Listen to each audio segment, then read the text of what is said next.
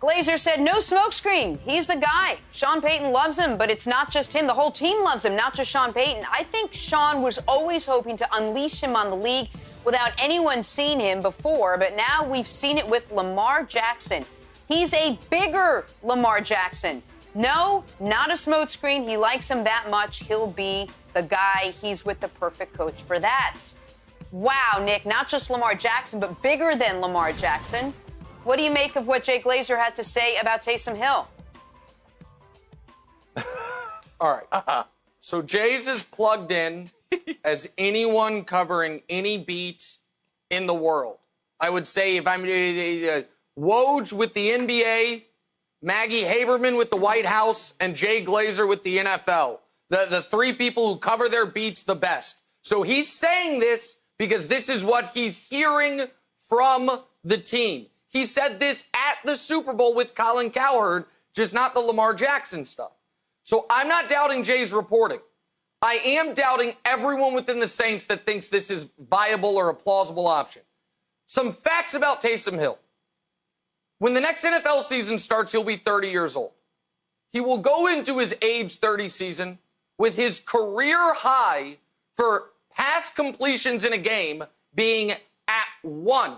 He's literally never completed more than 1 pass in any game, and he's only completed 7 passes, including the playoffs, in his career.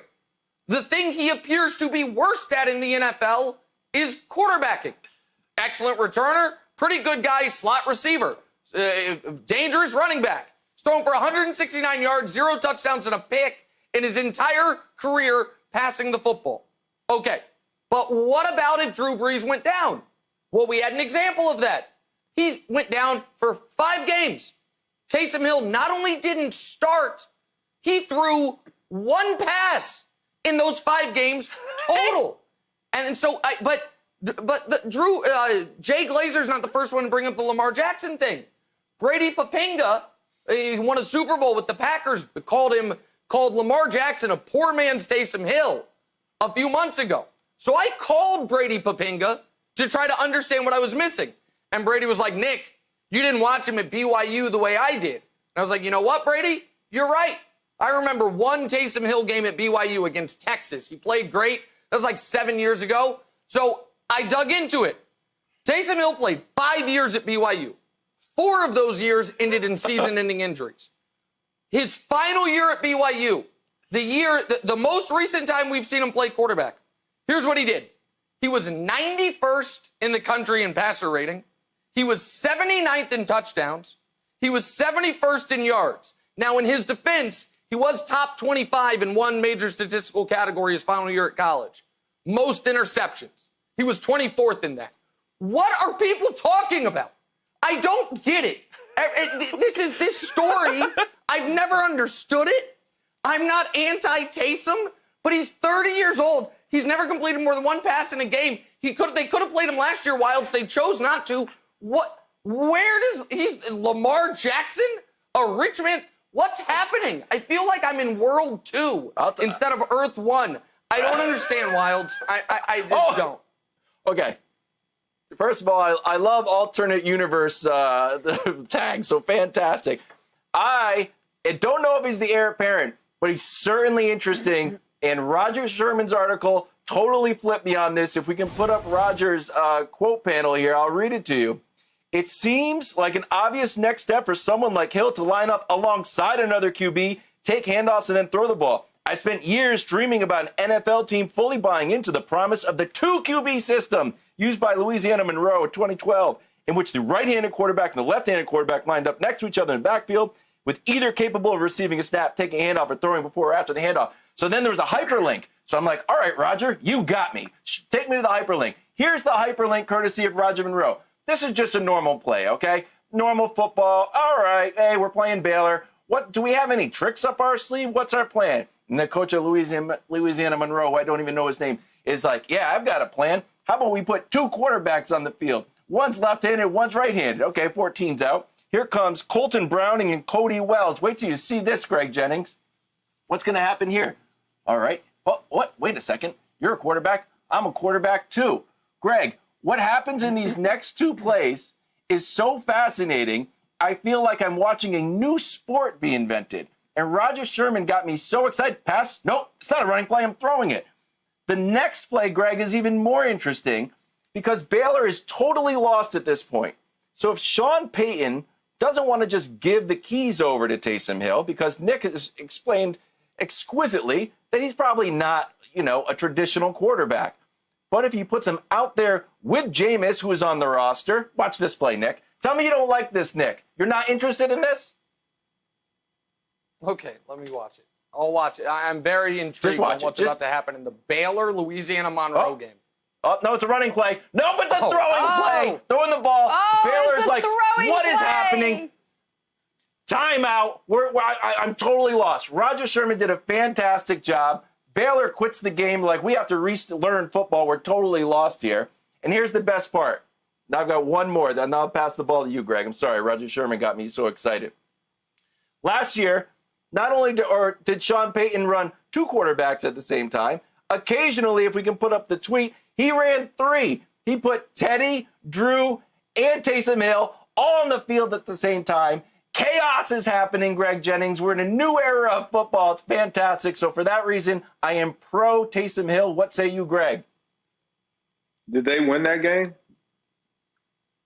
No, I don't know. But actually, that play with the 3 quarterbacks, Taysom Hill did a handoff to 0 yards. So look, it's not flawless. It's not flawless. Okay, so here's my deal, and I'll touch on the article first and what Jay Glazer said.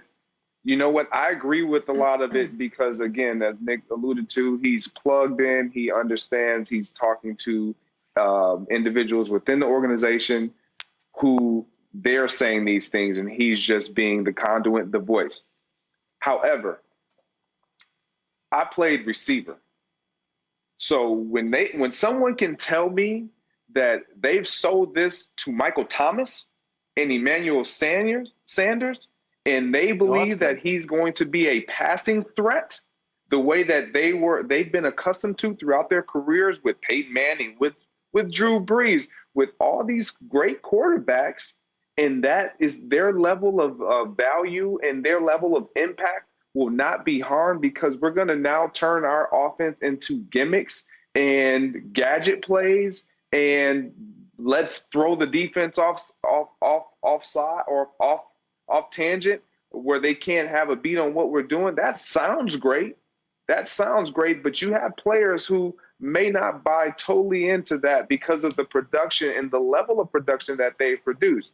Now, when it comes to the gadget plays and adding more depth at quarterback and having quarterbacks on the roster that can do multiple things, yes, Taysom Hill can do that. However, to say he's Lamar Jackson, we have not seen him in this league do the things that Lamar Jackson has done for an extended period of time. We've seen several players in this league come and make a splash for a moment, for a game, for a couple games. But for the duration of an entire season, we have not seen a guy do what Lamar Jackson has done. How do we know? Because he set records. Like Mike Vick didn't even do what Lamar Jackson did. So to compare him, I can understand the comparisons because he's a running quarterback. He's a little more reckless even than Lamar Jackson, which if you listen to what Nick said, which is why out of the 4 of his 5 seasons in collegiate play, he got injured. So we talk about Lamar Jackson and his decision-making with running the ball and how he has to be smart. Well, this is something that Taysom Hill obviously is going to have to do. He's going to have to be smart. He's a reckless quarterback. Not saying he's not a good one, not saying he doesn't have promise, but I just don't totally buy it. Listen, he's not going to be Lamar Jackson. Up to this point in his career has been Tito Jackson, and we'll see if one day he can be Freddie Jackson. But Lamar Jackson's off the board. But Jenna, before the show, brought up a really good point, which was if they loved him so much, why'd they give Teddy $7 million last year? And why'd they sign Jameis this year? And now the one action they have made to show their faith in him is Taysom Hill's got a $16 million cap hit next season. So he does appear to be in their plans. I just don't think it makes a lot of sense. Thanks for watching. Subscribe here to get the latest from the show. Also, be sure to check out more of the best clips from First Things First, or go watch a few segments from our other shows on FS1.